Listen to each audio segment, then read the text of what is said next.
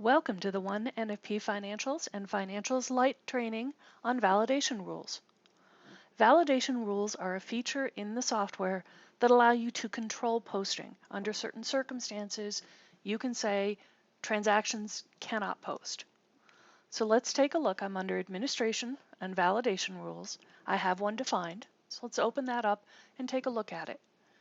It has a header, it has a code, and an effective date. You don't have to use effective dates, but they are nice to be able to track restrictions over time.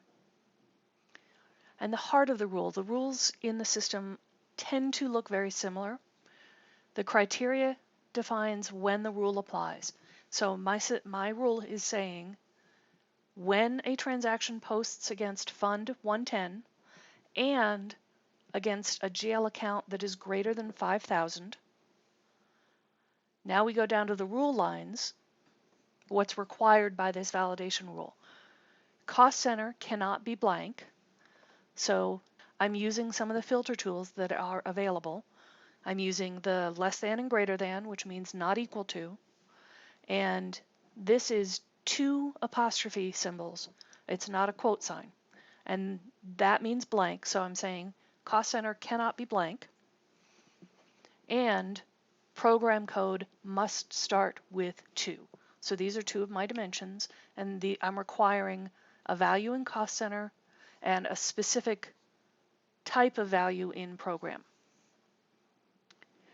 Also, one step I tend to forget myself, so I like to remind people, make sure you activate the rule or it won't apply. So let's go back to the Role Center and open up the General Journal. I have a transaction in place. Let's take a look at it. My account number is greater than 5,000. My fund is 110. Cost center is not blank, but program code is 1100. So based on our rule, we would expect this to fail. So if we click Post, there's my failure message, and it's pointing directly back to that rule. So let's click OK, and if you click Preview Distributions, which really you should do before you click Post, we can see I've got my due to, due from's balance entry, and here on the initial entry, I've got a failed validation. And if I drill down, I can see this rule, and the problem is that program has a value of 1100, but it requires one that starts with the number 2. So those are validation rules. It's a very good tool for you to use to control the transactions and ensure that incorrect transactions don't post under certain circumstances. Thank you very much, and keep your eye out for more training.